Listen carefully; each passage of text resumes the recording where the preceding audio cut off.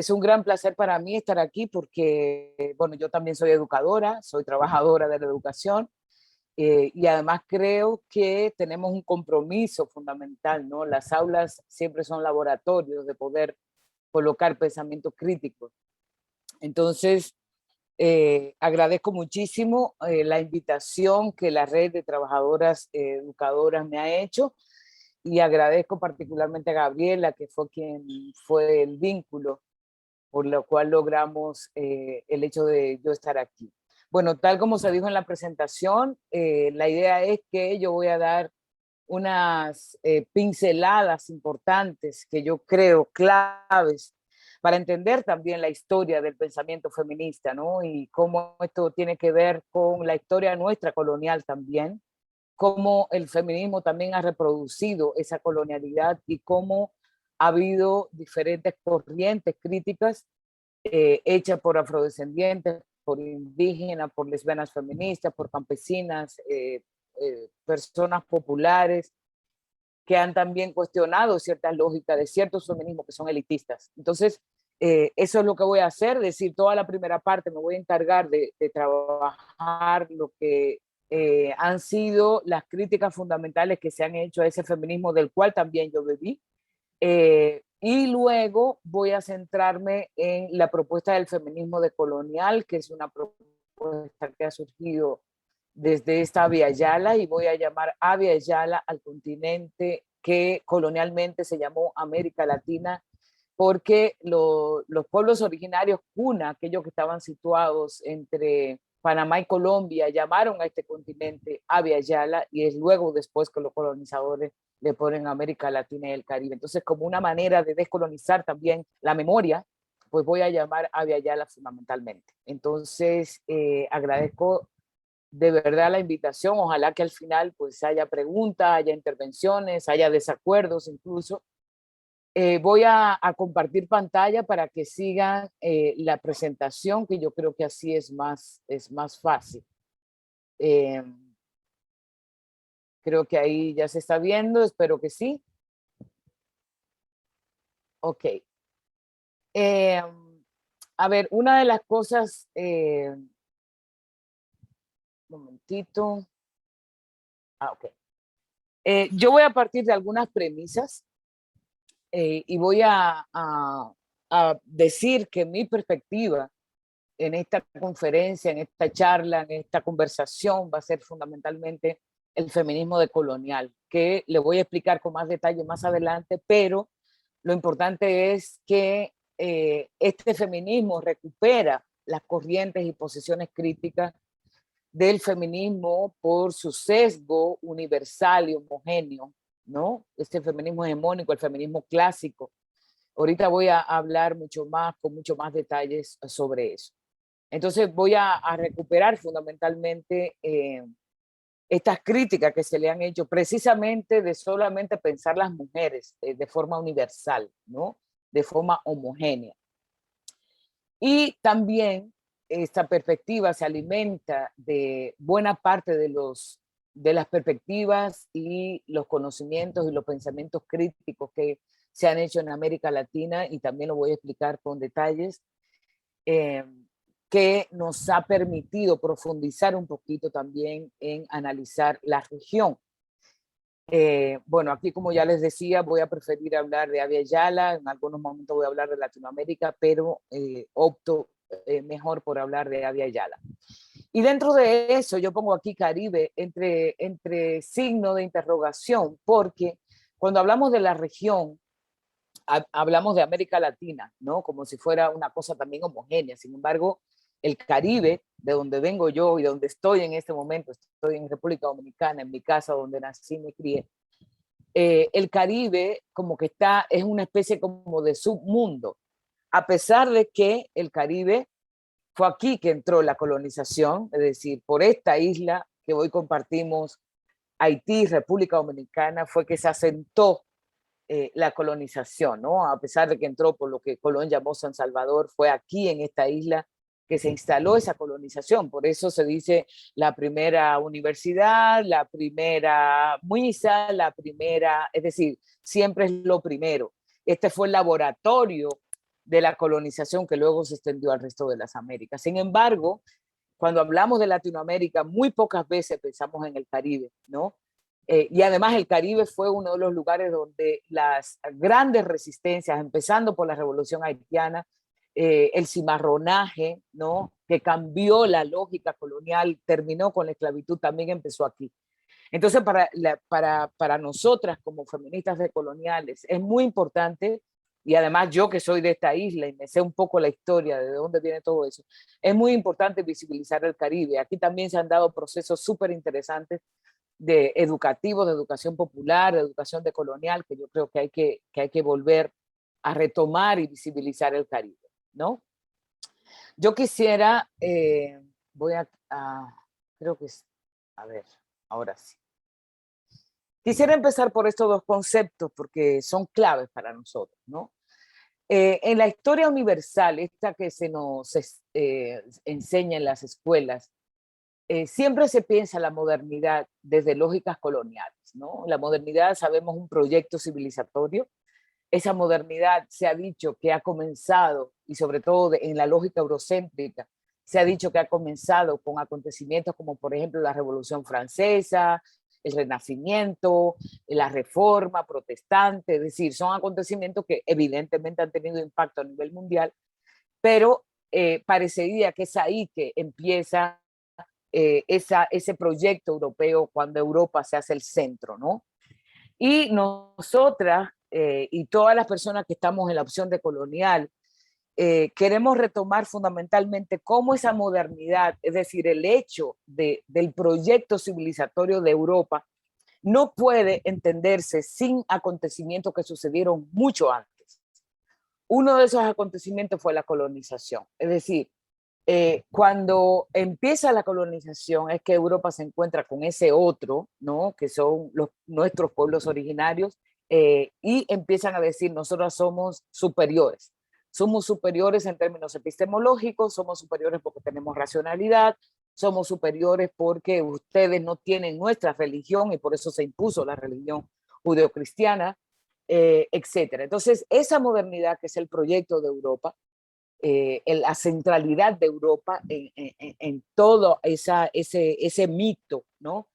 No puede entenderse sin la colonización. Es gracias a la colonización que Europa se construye en términos europeos. Y por eso para nosotros es muy importante el concepto de colonialidad. Y la colonialidad no es más que la secuela del colonialismo, es decir, ver hoy cómo se expresan, por ejemplo, las jerarquías raciales, sexuales, de género, de geopolítica, de nacionalidades, tiene que ver con, empezó allá en 1492, pero continúa hasta el día de hoy, ¿no? Y eso no es solamente para las mujeres, sino también para los grupos condenados del mundo, como por ejemplo los grupos indígenas, afros, las personas disidentes sexuales, etcétera, las personas que tienen otras capacidades que no son la de cómo se considera una persona normal. Y esto ha generado también que el paradigma moderno es el hombre blanco, heterosexual, católico, con ciertos privilegios de clase, etcétera, ¿no? Y se supone entonces que esta lógica de la modernidad coloca a ese paradigma hombre blanco, heterosexual, con ciertas capacidades, racional, desde el punto de vista de Europa, obviamente, como el punto de llegada. Pero por eso entonces Europa empieza a ser el punto de llegada y el punto de donde se supone todo el mundo tiene que empezar. Es decir, hay una lógica de emancipación con el hecho de parecernos a Europa. Todo lo que ha producido Europa, la belleza, por ejemplo, es parte fundamental de todo esto. ¿Quién es bonito? ¿Quién no es bonito? ¿Quién es inteligente? ¿Quién no es inteligente? Y esto también tuvo ligado a la relación entre barbarie y civilización. Nuestros pueblos, desde el mismo momento de la colonización, se consideraron como bárbaros porque no eran como ellos, y los civilizadores son aquellos, es decir, los europeos, ¿no? Entonces, aquí, como dice los pensadores de la opción de colonial, por eso ponemos modernidad / o rayita colonialidad, porque son constitutiva, es decir, no se puede entender ese proyecto moderno europeo sin la colonialidad, sin el colonialismo, ¿no?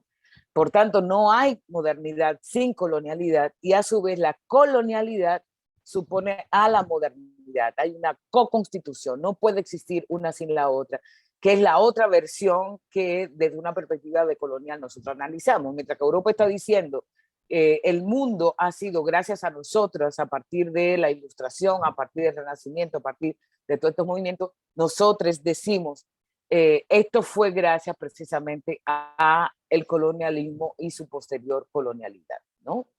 Esto como una premisa fundamental.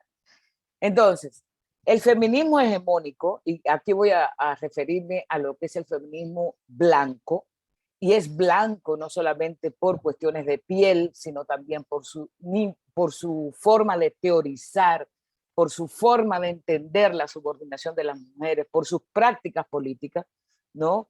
Entonces me voy a referir tanto al feminismo hegemónico como feminismo blanco, y voy a decir adelante por qué, también ha reproducido esa colonialidad, ¿no? Yo esto lo digo con conocimiento de causa porque yo bebí de este feminismo, ¿no? Y voy a decir algunas cuestiones. Por ejemplo, cuando se estudia el feminismo, o sea, un taller básico del feminismo, empiezan, yo también hice eso, empiezan a pensarse las olas del feminismo, ¿no? Entonces, la primera ola se dice que fue el sufragismo, y todo el asunto del derecho al voto. Luego hay el tema de la igualdad, a propósito de lo que ustedes estaban presentando en términos de la red antes de empezar esta charla.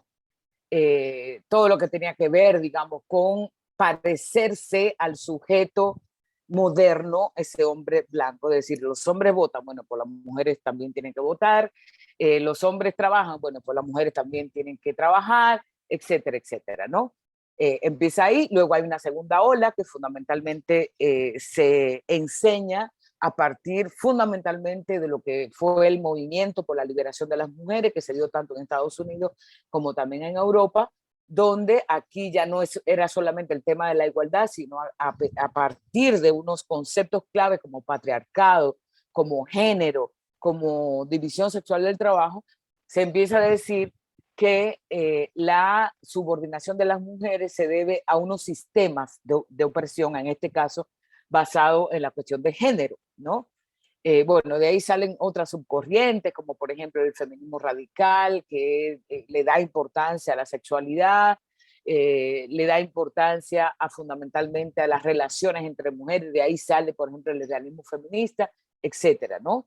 Luego se habla de una supuesta tercera ola, que es cuando entra el feminismo negro y cuando entran algunos de los feminismos de los que yo voy a hablar aquí, que son aquellas que no son blancas, ¿no? No son, en nuestro contexto serían blancas mestizas, ¿no?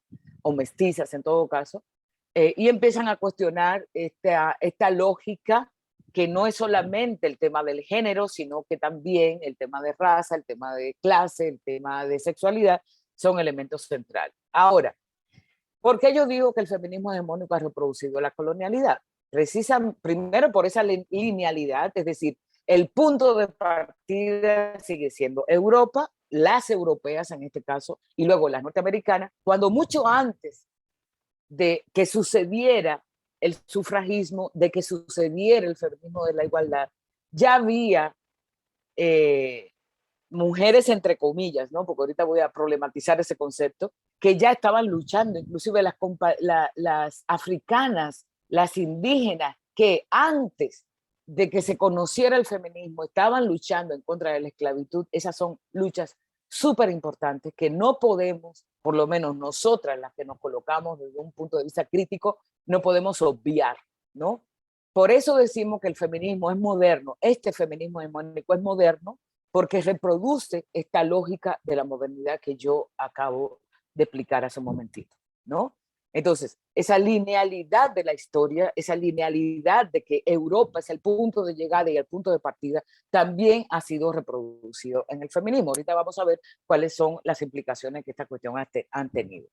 Y esto se parece mucho a lo que yo vengo hablando a nivel general. Por ejemplo, las corrientes de la igualdad o la corriente liberal, el punto de partida y el punto de llegada es Europa, con estos acontecimientos como Renacimiento, la Ilustración, siempre con una visión de desarrollo, ese desarrollo pensado fundamentalmente desde lo que es Europa, lo que ha sido Europa y que se supone que todos los pueblos tendríamos que parecernos a Europa. Y esto tiene que ver también con la lógica del progreso. ¿Hacia dónde progresamos? ¿No? Es decir, hay pueblos hace muchos años, inclusive antes de la colonización, que tienen producción de vida, tienen organización social, tienen racionalidad, tienen, digamos, maneras de organizar su sociedad, pero eso no se considera ni desarrollo ni está en el progreso. Lo que se considera desarrollo y progreso es lo que Europa instaló desde el 1492, que posteriormente eso se afianza, digamos, cuando Estados Unidos viene a ser imperio, ¿no? O sea, hay que entender un poco estos conceptos. Los conceptos son interpretaciones, no solamente son palabras, ¿no? ¿Cuáles son los intereses que han habido históricamente para colocarnos a la mayoría de la gente en una lógica de que tenemos que desarrollarnos? Ahora, ¿cómo tenemos que desarrollarnos? ¿No? Esta es la lógica de la modernidad.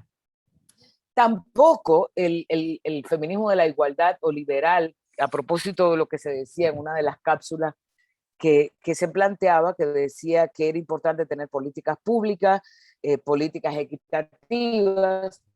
Sin embargo, una de las cuestiones que nosotros venimos a problematizar es que no hay un cuestionamiento de lo que significa el Estado. El Estado es el Estado-nación, ¿no? Organización jurídica que es el Estado, con la forma de pensar cómo la sociedad asume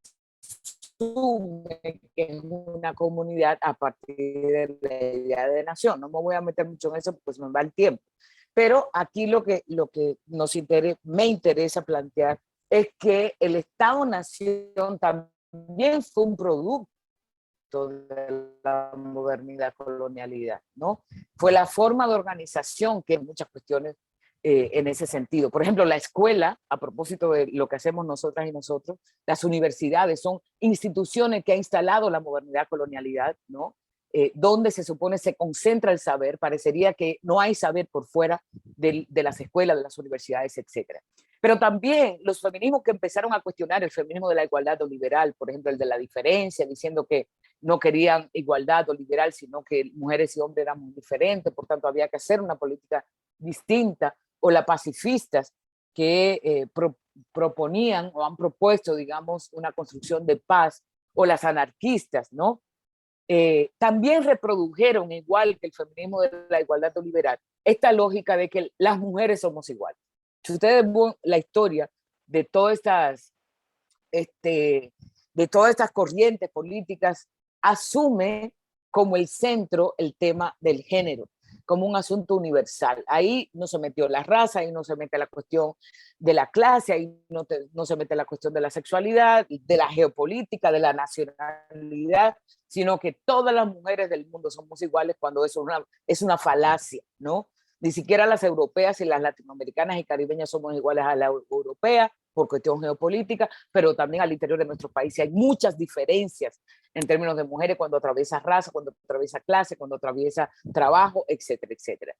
Luego ya las marxistas, socialistas y materialistas, por ejemplo, empiezan a colocar el tema de la clase, ¿no? El tema, esa relación entre sexo y clase, entendiendo, digamos, que las lógicas capitalistas impactaban de distinta manera a mujeres distintas, aquellas que estaban articuladas al modo de producción, en qué lugar, si eran trabajadoras o eran dueñas de una fábrica, etcétera, ¿no?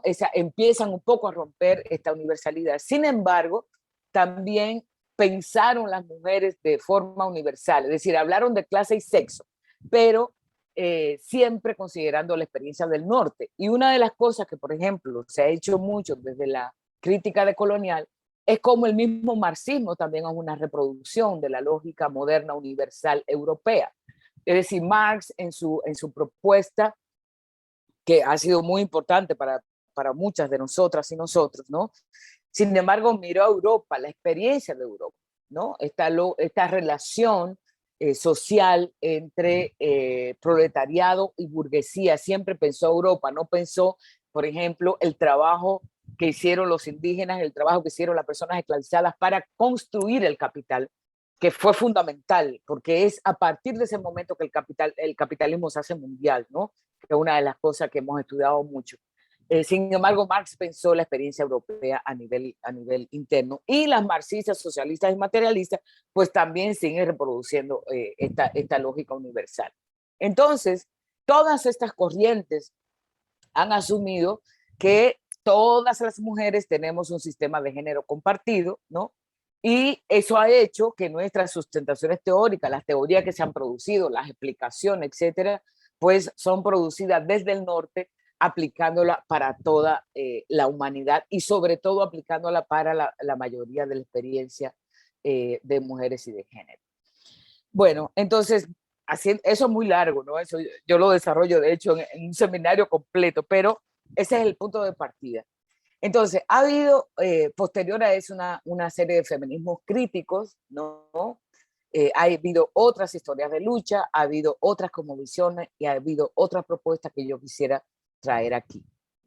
Entonces, por ejemplo, a propósito de que alguien hace un momentito, ay, perdón, estaba hablando de feminismo popular. Bueno, pues las feministas populares han relacionado, por ejemplo, la importancia de la posición de clase, ¿no? La posición de clase social, vista aquí como una categoría importante dentro de la lógica del capital, ¿no? Pero además yo creo que han aportado a pensar la clase en esta región donde la mayoría de las mujeres empobrecidas están en el trabajo informal. Es decir, no podemos hacer un análisis de lo que hacía Marx, de pensar el proletariado y la burguesía alrededor de un modo de producción que se concentraba en una fábrica o en una empresa, ¿no? Porque la mayoría, como ustedes lo saben, y más en la pandemia, ¿no? Que eso se ha visibilizado mucho más, la mayoría de la gente empobrecida en nuestra región pues tiene un trabajo informal. Pero además estos sujetas, están en comunidades, en los barrios, donde también geopolíticamente dentro de nuestros países, pues no tienen los mismos privilegios que otros y otras que están en mejores condiciones en este caso. Entonces, lo que digamos, articulan una relación entre patriarcado y capitalismo, que fundamentalmente lo que viene a hacer es explicar cómo hay muchas mujeres que están mucho más afectadas por la lógica del capital. Hubo un error por parte también de estas feministas, no solamente las feministas populares, sino también de ese feminismo blanco mestizo, en pensar que estas mujeres que estaban afectadas por el capital tenían necesidades básicas, es decir, que lo que buscaban era alimentación, etcétera, y que las ilustradas mestizas, blanco-mestizas de nuestra región tienen necesidades estratégicas y ponían las necesidades estratégicas por debajo de lo que serían las necesidades básicas. Díganme ustedes si una mujer que es madre, que tiene una familia, que tiene que buscar la alimentación de sus hijos todos los días, que no tiene posibilidades, no es estratégica en buscar esa posibilidad, como que si ya no pensaran, que solamente buscaran esta lógica de satisfacer sus necesidades y sus necesidades familiares, ¿no? Y esa es la lógica racista y clasista que ha tenido el feminismo hegemónico en nuestra región, pero a nivel del mundo, pero particularmente en nuestra región. Esto fue un debate muy importante que ha tenido esta cuestión en toda Via Yala, a partir de entender que las necesidades de las mujeres de los barrios, de las comunidades, son necesidades ligadas, y aquí voy a poner entre comillas, a la naturaleza, como siempre se nos ha visto a las afros, a las indígenas, a los pueblos, ¿no? Estamos ligados a la naturaleza, pero no pensamos, no somos estratégicas y estratégicos. El otro fuente, o más bien la otra, que es para mí central para esta charla, es lo que han producido lo que hoy se llama el feminismo negro, que no es todo igual, hay muchas tendencias, lo que es el black feminine de Estados Unidos, también las negras británicas y las afro-latinoamericanas y caribeñas, cuando empezamos a articular no solamente el clasismo, a la cuestión del género o al sexismo, bien la heterosexualidad obligatoria. Aquí tal vez el tiempo fue simultaneidad de opresiones. Ellas decían, a partir de nuestra experiencia no podemos pensar solamente como piensan las feministas blancas, sino que tenemos que pensar cómo nos afecta el racismo, el sexismo, el clasismo, la heterosexualidad a todas nosotros, ¿no? Luego Patricia Hill Collins, que es una de las pensadoras epistemólogas, habla de la matriz de opresión, por eso a mi charla yo le pongo matriz de opresión, o sea, complejizar la matriz de opresión, porque es imposible para cualquier propuesta, no solamente feminista, sino de liberación y de transformación, pensar una política que no considere precisamente la matriz de opresión de raza, de clase, de sexo, de heterosexualidad, pero podemos ampliar inclusive todos estos sistemas de opresión. Y luego, ya hoy se conoce un concepto que para mí eh, es el más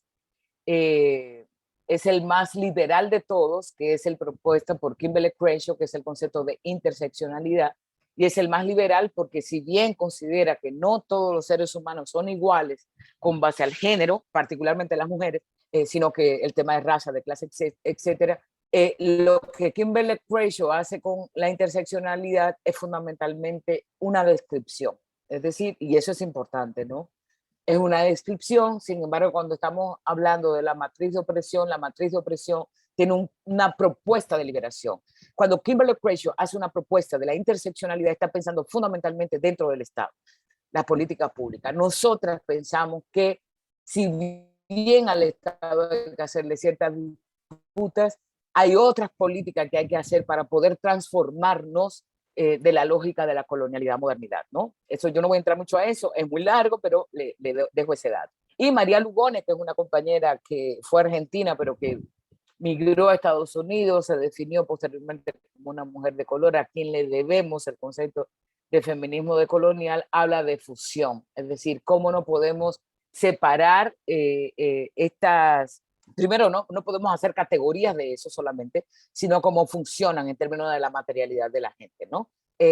Un aporte que hemos hecho las afrolatinas y afrocaribeñas es que si bien como las otras, como las afro-norteamericanas, como las afrobritánicas, etcétera, hemos dicho, es cierto, estamos de acuerdo, inclusive hemos actuado en relación en contra del racismo, en contra del sexismo, en contra del clasismo.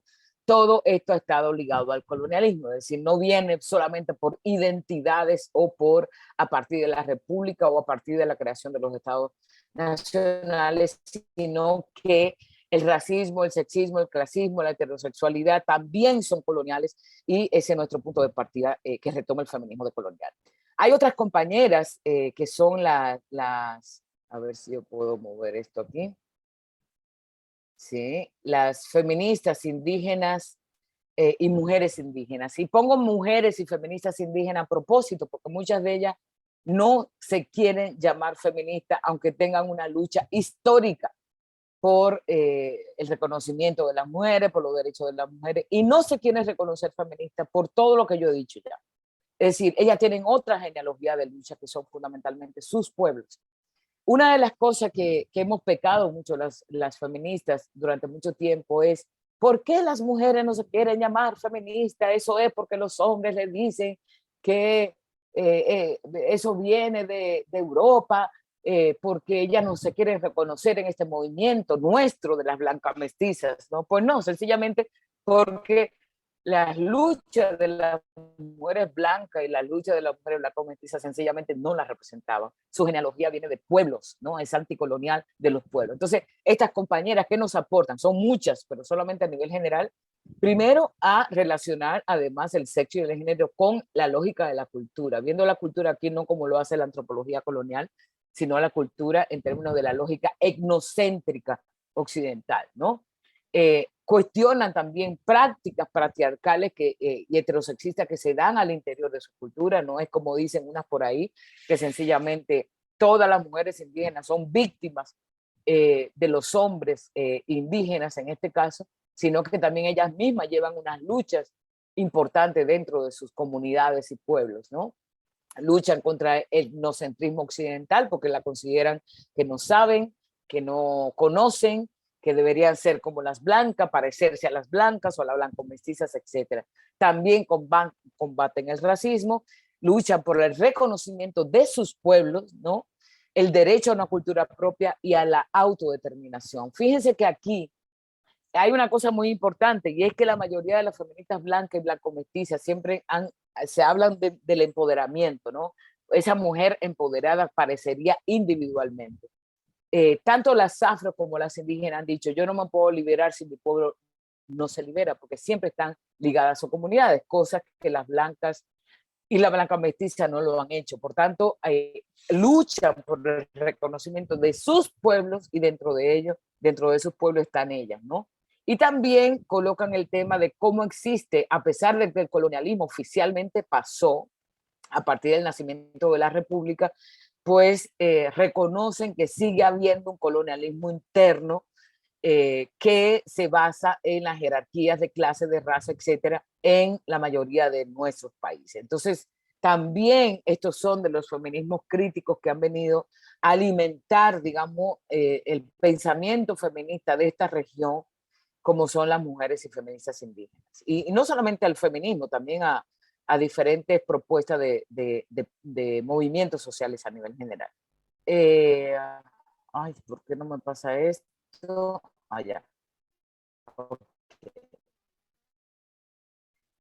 Hay un feminismo que para nosotras ha sido muy importante, que aunque son blancas, han sido muy importantes. Quiero saber y que me digan con alguien con la voz si se me escucha bien, si me están siguiendo bien, por favor.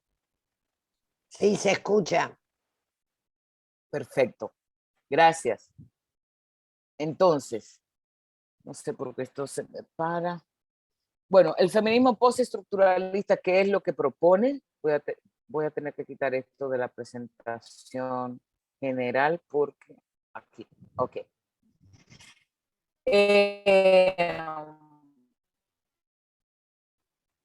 El feminismo postestructuralista, bueno, esto es más filosófico, viene más de la filosofía, empieza a hablar de que tenemos que descender, esto aplica para el feminismo, pero aplica también para otras propuestas políticas, teóricas, es que no podemos hablar de un sujeto universal, ¿no? Por ejemplo, no podemos hablar de la clase obrera universal, porque la clase obrera no es universal, no podemos hablar de esa clase, las mujeres tampoco universal, igual que ya lo han dicho otro feminismo. También una de las propuestas que está aquí es que no, las identidades, por ejemplo, el hecho de que yo diga soy afro, soy mujer, soy indígena, son contextuales, pero además no son el objetivo en sí mismo, ¿no? Sino que son también estrategias. Por tanto, las identidades tienen límites políticos, son importantes, pero que no pueden ser, digamos, tampoco universales y tampoco pueden ser para toda la vida. O sea, son coyunturales, son de acuerdo a momentos históricos, ¿no? Y además le da mucha importancia a cómo todo esto de la universalidad de las mujeres, de esta lógica de jerarquías también se hace a través de los discursos y los lenguajes, es decir, las representaciones que tenemos, por ejemplo, de las mujeres indígenas, de las mujeres afro, de las mujeres populares, viene precisamente por esa representación que se ha construido a través de muchos años y le da mucha importancia a esto, ¿no? Y muchas de estas compañeras han propuesto la teoría queer precisamente alimentada por esta discusión. Sin embargo, muchas de nosotras, a propósito de la teoría queer se ha blanqueado, porque los queer en Estados Unidos fueron aquellos y aquellas trans, gays, populares, afros en Estados Unidos, que empezaron a cuestionar esta lógica blanca de los gays que se querían casar, que querían tener una familia nuclear, es decir, tener los derechos de los gays, de las y los heterosexuales a nivel general. Y así sucedió lo queer, ¿no? Sin embargo, en los últimos tiempos, como lo queer entró a la academia, se ha blanqueado cuando no, y la mayoría de estas teorías queer se limita solamente a las cuestiones del género, aunque sea cuestionando las cuestiones de género y desestabilizando las cuestiones de género, complejizando que el género de hecho es heterosexual, complejizando que hay una lógica binaria del género, ¿no? Sin embargo, el tema del racismo, del clasismo casi no lo toca. Por eso decimos mucho que esa teoría, a pesar de que fue una propuesta que surge fundamentalmente de la gente racializada, pues se ha blanqueado cuando entra a la academia y sobre todo a la Academia del Norte. La otra propuesta importantísima para muchas de nosotras fue lo que propuso el lesbianismo feminista, ¿no? El lesbianismo feminista lo que viene a plantear y recoge dos propuestas de dos personas blancas, pero muy críticas, en este caso Adrienne Rich, con su famoso texto La heterosexualidad obligatoria, y el otro es el de Monique Wittig, la propuesta de Monique Wittig, la primera norteamericana y la segunda francesa, y es entender la heterosexualidad no sencillamente como una opción más sexual, ¿no? Dentro de una diversidad, sino como una institución, decía Adrienne Rich. Aquí traigo una cita que dice: la heterosexualidad, así como la maternidad, la explotación económica, la familia nuclear, tienen que ser analizadas como instituciones políticas sustentadas en ideologías que disminuyen el poder de las mujeres. O sea, dentro de la heterosexualidad, vista como institución, es que podemos entender por qué muchas mujeres están, digamos, subordinadas también, no sencillamente por el patriarcado a nivel general, sino que, por ejemplo, la apropiación de sus trabajos, la apropiación de su sexualidad, las violaciones tienen que ver con este sistema, esta institución que le dice Rich, que es la heterosexualidad. No tiene que ver con el tema del deseo, aunque también aquí el deseo es politizado. La pregunta sería por qué la mayoría de la gente desea otra persona de su sexo opuesto. Eso también, digamos, es explicado desde la lógica de la institución de la heterosexualidad. Las feministas decoloniales, vamos a decir, y esa es parte de mi trabajo, vamos a decir que la heterosexualidad también es colonial, y eso lo pueden buscar ustedes en un ejemplo que yo siempre doy, que fue las leyes de Burgos del 1512, cuando ya las mujeres aquí se le empieza a obligar a, por ejemplo, depender de los maridos, estar en la parte privada, eh, bueno, hay una ley que los colonizadores, hablando de leyes, quiere decir que ya la práctica existía, porque sabemos muy bien que las leyes existen cuando ya ha habido mucho tiempo que han existido prácticas sociales, ¿no? Y la otra que aporta en ese sentido es Monique Wittig, que ella dice: ha habido una ideología de la diferencia sexual, es decir, el hecho de que pensemos que solamente hay hombres y mujeres es parte de la ideología de esa diferencia sexual, que ella le llamó el pensamiento straight, y bueno, propone diciendo las lesbianas no son mujeres, que es una frase que vino a revolucionar un poco también el feminismo, ¿no? Cuando ella dice las lesbianas no son mujeres, como ella lo explica, es que no son mujeres porque mujer del feminismo blanco se define en relación a la dependencia de un hombre, se define en relación a la lógica heterosexual. Por tanto, las lesbianas, dice ella, salen de ese concepto o de esa práctica al desear otras mujeres, a convivir con otras mujeres, a no necesariamente. Eso ha sido discutido porque obviamente, aunque las lesbianas salimos de esta lógica heterosexual, pues cuando salimos a la calle somos vistas como mujeres. Pero además estas dos compañeras, a pesar de que para mí han sido referentes fundamentales, tampoco tocaron el tema de raza, de clase, etcétera, etcétera. Viti tal vez se acercó un poquito más a pensar esto de manera mucho más compleja, haciendo un símil inclusive con la experiencia de los esclavizados, esclavizadas, con el tema de la heterosexualidad, ¿no? Ahí no me voy a parar mucho tampoco porque me falta un poquito todavía. Y la otra cosa importantísima que quiero contarles es que me imagino que ustedes saben que en la década de los 90, por ejemplo, surgió aquí una corriente importantísima que fueron las autónomas, el feminismo autónomo.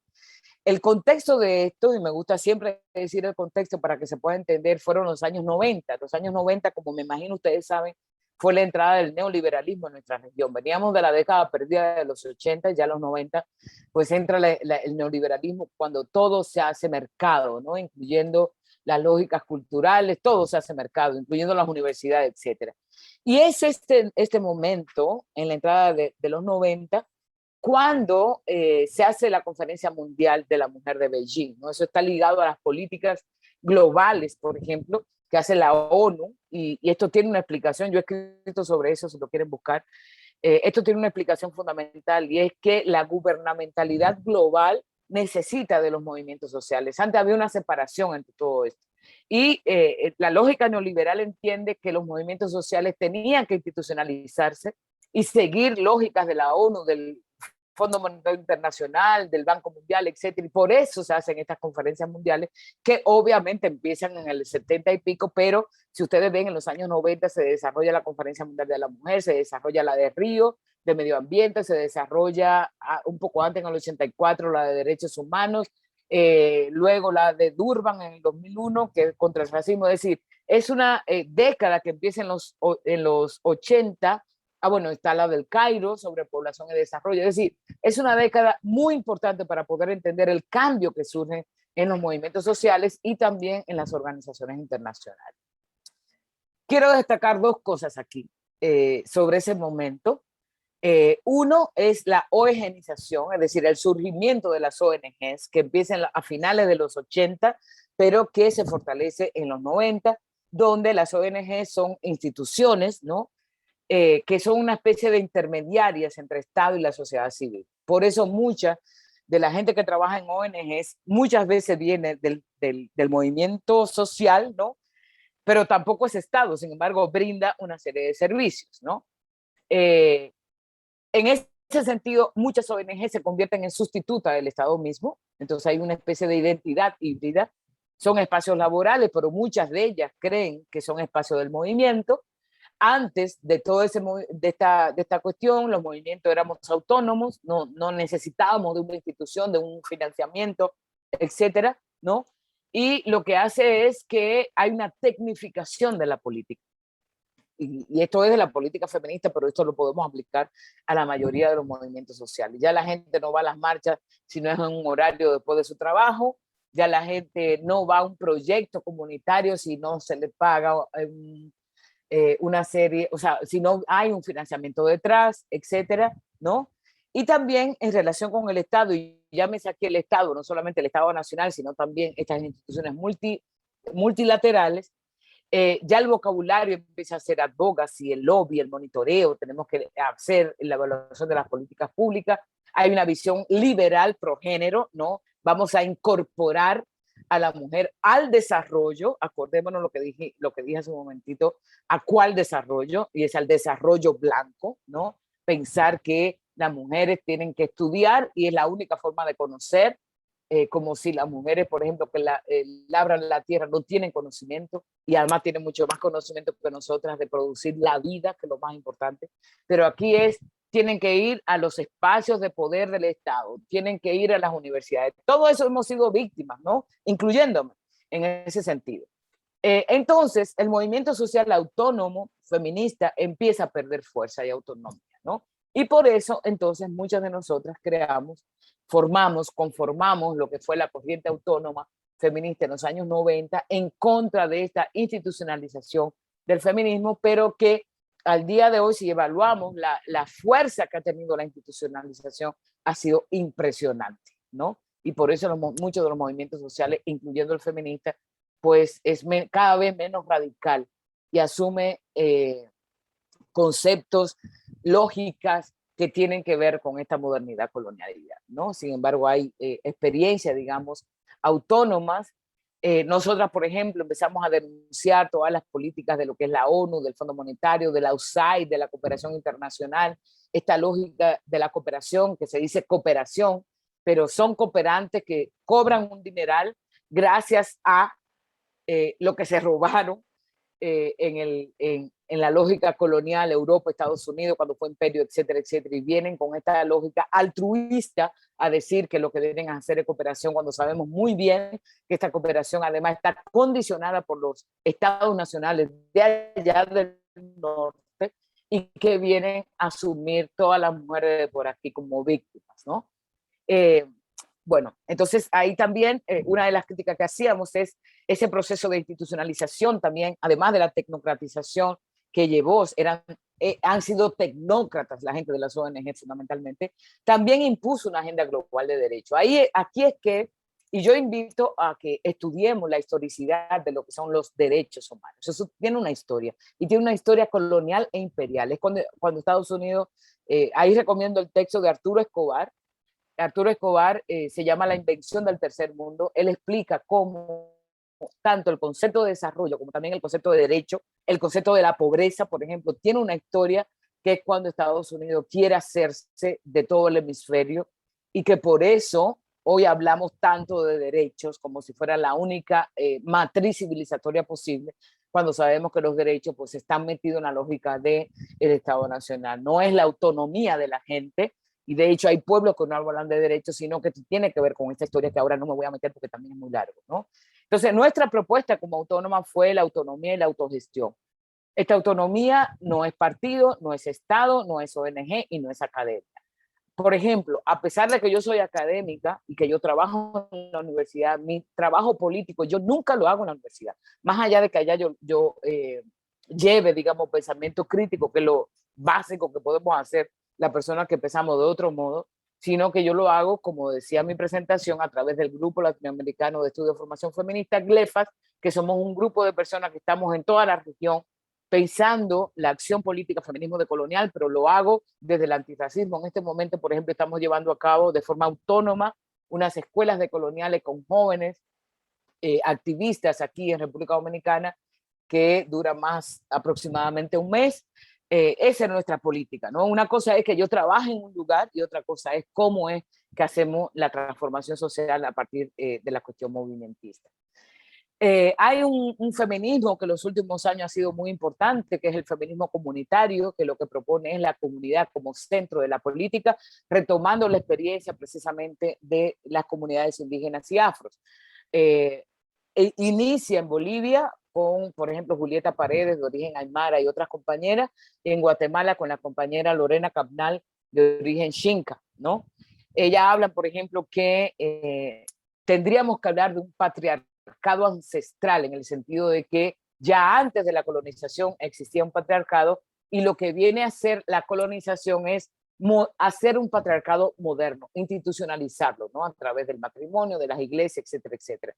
Pero que, según ellas, ya antes había lógicas que explotaban a las mujeres. Uno de los ejemplos que pone Julieta Paredes es la experiencia inca, ¿no? Donde se subyugó a las mujeres. Por eso ya hablan de, ha habido un entronque de patriarcado, no se puede hablar de un patriarcado universal.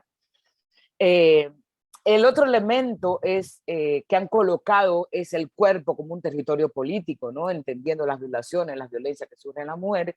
Y Lorena Cabnal particularmente habla de la heterosexualidad cosmogónica, como también incluso la cosmogonía de muchos pueblos indígenas que han sido traspasados por la lógica de la colonialidad, ya hablan que la heterosexualidad ha sido una cuestión europea y que se lo trajeron, por tanto rechazan a las lesbianas, a los gays, etcétera, cuando la realidad es que antes de la colonización ya había personas, digamos, todos estos conceptos son modernos, ¿no? Entonces el lenguaje nuestro es muy limitado por eso, pero digamos, lo voy a decir en términos modernos, ya habían personas lesbianas, habían personas trans, etcétera, que no eran castigados como fue castigado a partir de la colonización. Ahora, hay un problema que particularmente yo y otras compañeras tenemos con el feminismo comunitario, que si bien compartimos algunas cuestiones, tampoco el patriarcado ancestral, si es que lo hubiere, porque eso hay que etnografiarlo y sabemos que etnografiar el pasado es muy difícil, no se puede hablar de la misma lógica del patriarcado moderno, efectivamente, pero además vamos a suponer que los incas hicieron eso, probablemente en las comunidades mayas eso no sucedió, como lo viene a explicar una de nuestras compañeras, Aura Cumes, a partir de una lectura crítica del Popol Vuh, que es el texto sagrado de los mayas, donde ni siquiera el concepto mujer y el concepto hombre existía, ¿no?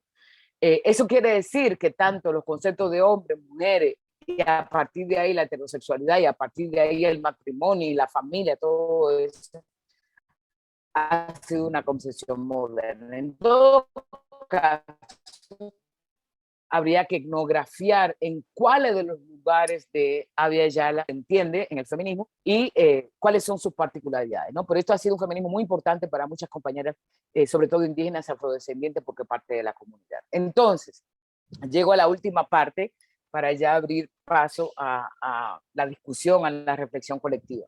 Entonces, ¿qué es el feminismo decolonial? Yo lo sintetizo en algunas palabras.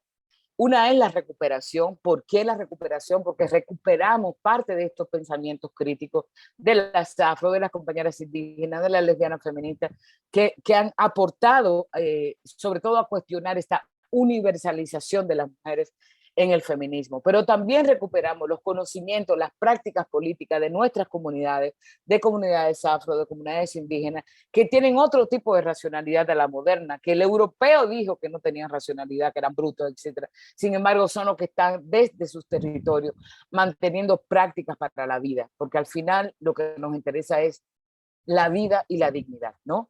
Entonces hay una recuperación de todo eso. Obviamente recuperamos, pero también complejizamos porque estamos en otro momento y nuestras teorías, nuestros conceptos, etcétera, están siendo complejizados a partir de esta experiencia que hemos traído tanto de los feminismos críticos como también de los pensamientos y las prácticas de otras comunidades. El feminismo decolonial también es un desenganche, y es un desenganche, es un concepto de Stuart Hall que me encanta, un jamaiquino de los estudios culturales.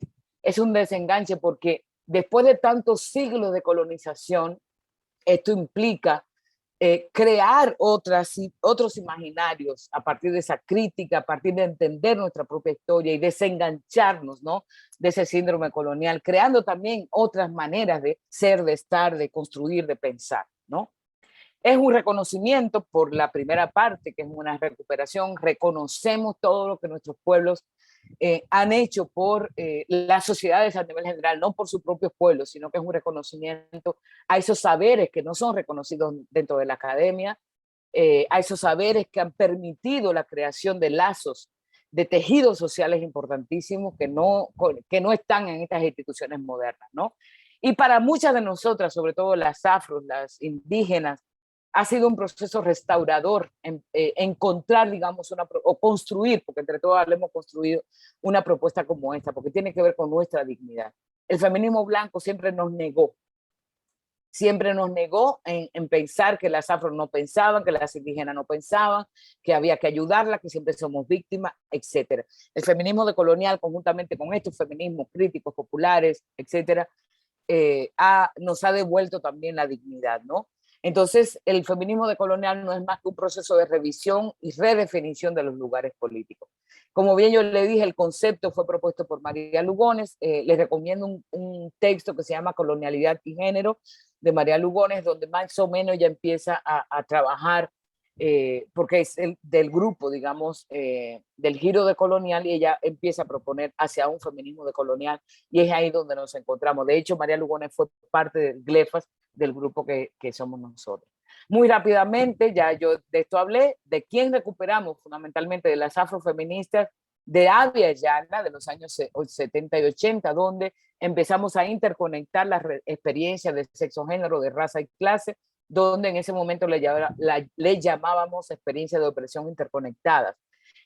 Lo que hemos hecho con relación al colonialismo y la esclavitud, la recuperación de las luchas y las resistencias históricas desde los cimarrones que empezaron en tiempo de la esclavitud también, y siempre hemos estado tratando de visibilizar el racismo en el feminismo y el sexismo dentro del movimiento negro, dos de los movimientos de nosotras venimos, ¿no? Aquí están algunas de las caras. Leila González, que es una gran pensadora que empezó a pensar esa interconexión entre clases, raza. Está Mara Vivero, una colombiana estudiosa de todos estos temas. Celia Galván, está Sueli Carneiro, Junema Werner, estoy yo también. Es decir, desde los años 70 y 80 empezamos a conformar este pensamiento desde el afrofeminismo, ¿no? Pero también nos alimentamos de las que estaban también en Estados Unidos, que aunque tenían mucho más experiencia no, por lo menos más privilegios que nosotros por estar en Estados Unidos, a pesar de que son afroamericanas, han sido también madres políticas y teóricas nuestras, ¿no? También han hablado del entrecruzamiento de opresiones de raza, sexo, sexualidad. Ahí, como yo les decía, viene el concepto de simultaneidad de opresiones, de matriz de opresión, de co-consubstancialidad e interseccionalidad. retomamos lo que ya han planteado sobre la experiencia como fuente de conocimiento, cómo el hecho de ser afrodescendiente y vivir el racismo, el sexismo, etcétera, nos permite tener un privilegio epistémico, es decir, cómo podemos teorizar a partir de nuestra propia experiencia. Han hecho un análisis más complejo de la violencia, que no solamente se limita a la violencia intrafamiliar, sino que también es la violencia policial, es la violencia institucional con las personas racializadas. Complejizamos un concepto clave que fue del feminismo, que es división sexual del trabajo, cuando se dice las mujeres hacen un determinado trabajo que no se valora económicamente y los hombres hacen otra, pero nosotros abrimos eso y decimos, no, a ver, ¿quiénes hacen el trabajo más jodido, más pesado y menos pagado? Han sido las mujeres negras, las mujeres indígenas. Por tanto, abrimos ese concepto a división sexual, racial y social del trabajo. El otro elemento clave que han analizado muchas de ellas es la familia como un lugar de protección. Mientras las feministas blancas decían la familia es un lugar de opresión, cosa que coincidimos, ¿no? En la familia también se da violencia. Cuando pensamos la familia desde el afrofeminismo, no pensamos la familia nuclear, sino la familia extendida, que son comunidades fundamentalmente, ¿no? Entonces, ¿cómo estas familias son protección también ante la lógica etnocéntrica, racista pues que nos afecta a nivel general?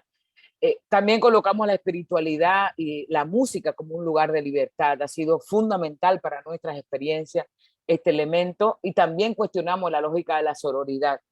Bell Hooks, la que está bajito aquí, y Audre Lorde también, que está aquí, cuestionaron mucho la sororidad de las mujeres blancas. La sororidad viene de la palabra sorora, hermanas, ¿no? De las monjas italianas, y además que lo retoma el feminismo italiano en la época de los 70. Y cuestionan la sororidad porque esa hermandad, dicen ella, está basada en la explotación de muchas mujeres que tienen privilegio en relación a otras mujeres. Por ejemplo, cuando las indígenas, las populares, las campesinas, las afro son las sirvientas, inclusive de muchas de las feministas, ¿no? Entonces ella dice, bueno, ¿cuál teoría explica esta lógica de la sororidad? Cuando hay una relación entre mujeres, entre las feministas con otras mujeres que son de explotación, que son de racismo, etc.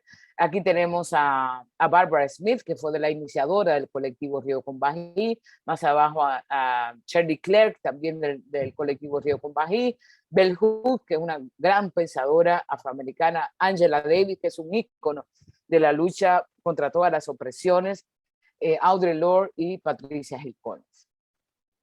Bueno, ya no voy a explicar la corriente autónoma, pero el feminismo decolonial se bebe también de la corriente autónoma latinoamericana. Venimos de ahí, muchas de nosotras, feministas decoloniales, por todo lo que ya yo les expliqué en relación a las políticas neoliberales y a la institucionalización del feminismo. Del feminismo materialista francés retomamos lo que ya expliqué sobre el materialismo, sobre la heterosexualidad obligatoria y la sexualidad como régimen político. Del feminismo postcolonial, que son compañeras que desarrollan su pensamiento en la India, pero que también migran hacia metrópolis como Gran Bretaña y Estados Unidos. Y hay dos íconos importantes, una de ellas es Chandra Mohanty y la otra es Spivak, Gayatri Spivak, que hablan de violencia epistémica, colonialismo discursivo y esencialismo estratégico.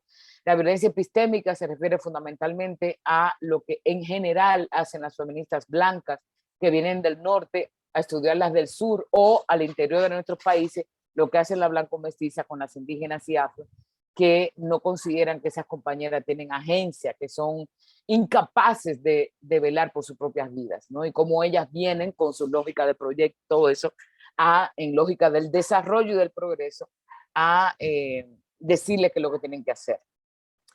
Colonialismo discursivo tiene casi que ver con lo anterior, que son las categorías que nosotros usamos o que ellas utilizan para hacer esto. Por ejemplo, cuando una investigadora va a estudiar las indígenas, va con los lentes de género desde su propia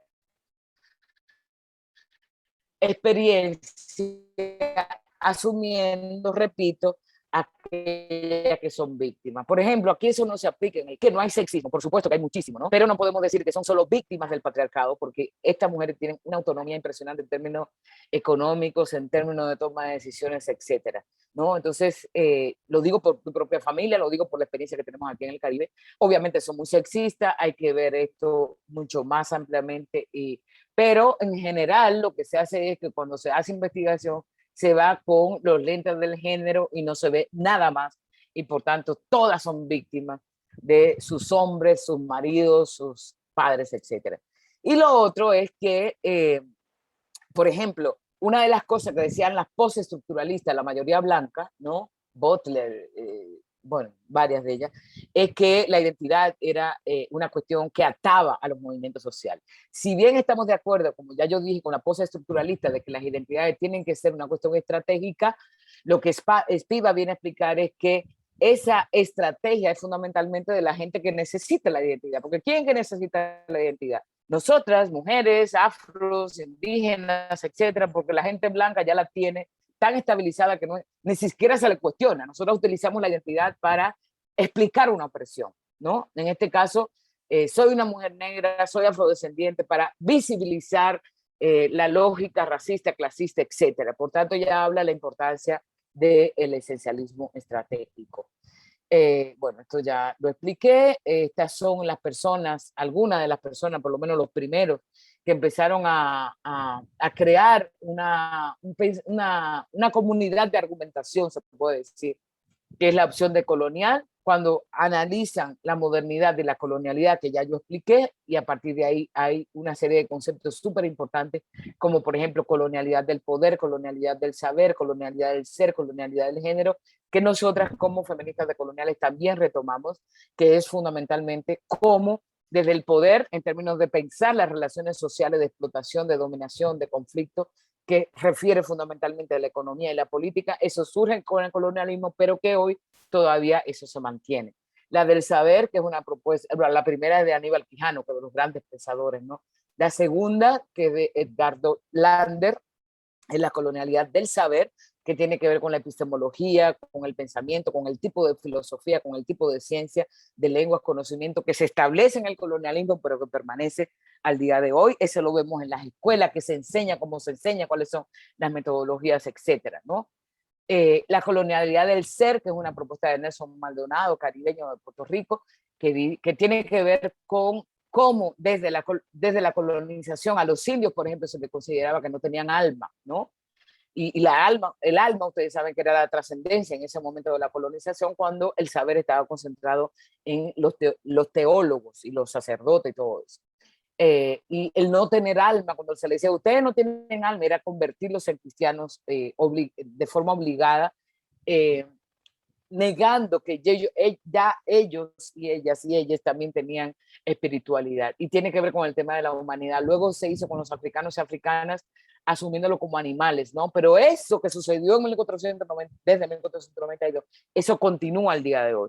Por ejemplo, si vemos a quienes están matando en las comunidades afrodescendígenas, fundamentalmente son a los líderes que están defendiendo su territorio. ¿Por qué? Porque se considera que sus territorios son mera mercancía para la lógica del capital. Eso es un ejemplo de cómo se articula la colonialidad del poder con la del ser, inclusive la del saber. Y la colonialidad del género, que es una propuesta de Lugones, es que dice lo que yo un poco le decía con la ley de Burgos, como había antes un dimorfismo sexual, pero no había una lógica de género propiamente, porque el género se le atribuía fundamentalmente a mujeres blancas. Esa de pensar las mujeres en el hogar, en el espacio privado, dependiente, etcétera. Las mujeres que estaban por aquí no eran así, y mucho menos las esclavizadas, que ustedes saben que fueron consideradas como mercancía. Entonces, ese es un referente importantísimo, ¿no? Entonces, ¿cuáles son, para sintetizar, dos cositas nada más? Las críticas del feminismo decolonial han sido, primero, una crítica a las lógicas del desarrollo, a la lógica de que fue una conquista, a la lógica que fue un encuentro de cultura. Lo que hubo es colonización.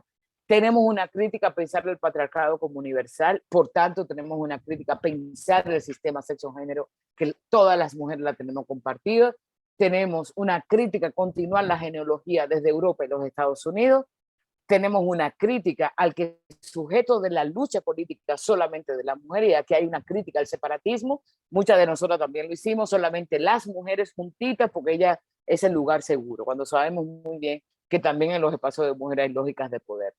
Pensamos más en las comunidades, pensamos más en que todo el mundo que tiene un proyecto de transformación tiene que actuar colectivamente. La izquierda tiene que ser antisexista, tiene que ser antirracista, el feminismo tiene que ser antisexista, antirracista, las luchas, las comunidades inclusive tienen que afrontar todos los sistemas de opresión. Por tanto, es importante que ese sujeto de la lucha no puede estar segmentado, ¿no? Hay una crítica al progreso de la conquista de los derechos de las mujeres y la democracia, porque eso responde a una linealidad de la historia moderna colonial. Tenemos una crítica a seguir dependiendo del norte, tanto en las teorías como en las propuestas políticas, a las lógicas del desarrollo y la cooperación internacional. Siempre decimos, si decidimos que es una recuperación a conciencia de que ya nos robaron ese dinero, tiene que haber una reparación, pero eso tiene que estar sustentado en el discurso y en la práctica política. Cuestionamos también la dependencia de los estados nacionales y su multiculturalismo, que solamente quiere incluir a eso que llaman la diversidad, porque sigue manteniendo al sistema paradigma moderno como el hegemónico.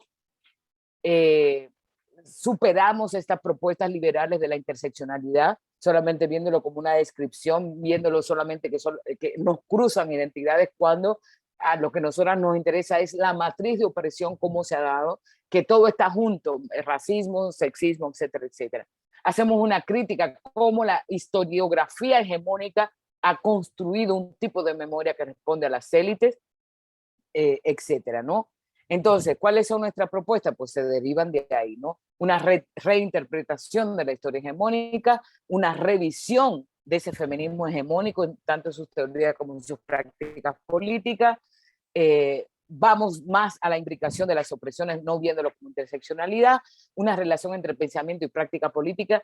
O sea, no es posible solamente hacer teorización del feminismo decolonial, sino que esto tiene que ver con las prácticas políticas que hacemos. Por tanto, hay una relación entre comunidad y movimiento. Es importante la autonomía ideológica, política, económica y la autogestión. Entendemos que los sujetos de las luchas políticas son múltiples, tienen que ser múltiples, no solamente el feminismo para las mujeres, la izquierda para los machos de izquierda o para la clase obrera, sino que tiene que ser para todo el mundo, ¿no? Y recuperamos visiones otras, como por ejemplo lo común, la comunalidad, la no individualidad, el modo de hacer colectivo, la palabra como un elemento fundamental, la cuestión oral, no solamente la cuestión escrita, que son, digamos, alternativas frente a las lógicas neoliberales. Sostenemos, como ya dije, la autonomía y la autodeterminación, las redes de apoyo, la soberanía alimentaria y sosteniéndonos sobre otras como visiones. Y bueno, eso ya yo lo dije, por tanto me voy a quedar aquí. Yo sé que es mucha información, pero bueno, iba como una carretilla para poder compartirles lo más que pudiera. Así que muchas gracias y ahora, pues, lo que quieran compartir.